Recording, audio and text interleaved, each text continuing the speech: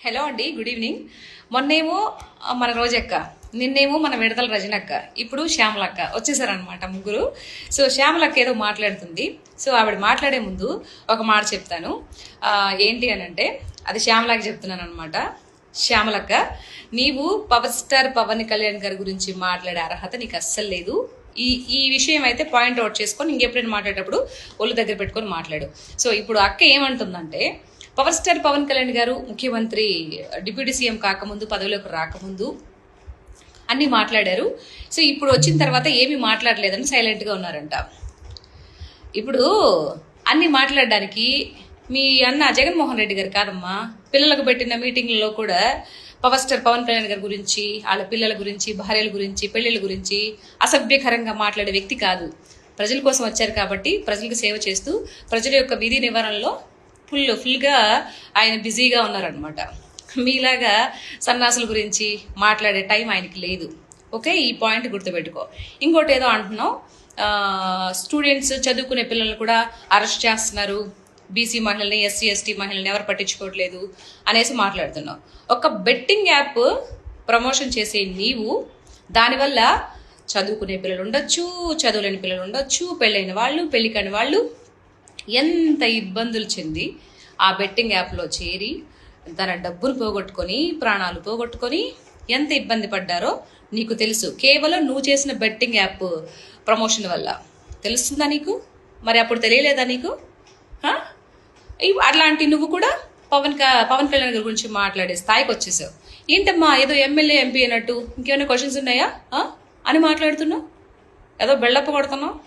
Okay, BC మహిళల మీద అత్యాచారాలు చేస్తున్నారు, దౌర్జన్యం చేస్తున్నారని మాట్లాడుతున్నావు. ఏంటి అంటే నిన్న జరిగినటువంటి విడతల రజనక్క గురించి సపోర్ట్ మాట్లాడడానికి వచ్చావు నువ్వు. నీకు ఒక విషయం చెప్పనా, తప్పుని తప్పనే చెప్పు. లేదు నేను ఇలాగ సపోర్ట్గా మాట్లాడతాను, అన్యాయం జరిగినప్పుడు కూడా ఇలానే ఉంటాను, నేను ఏమి తప్పని చెప్పను అని అన్నావంటే రేపు నీ జీవితం కూడా సంకనాగించిపోయింది.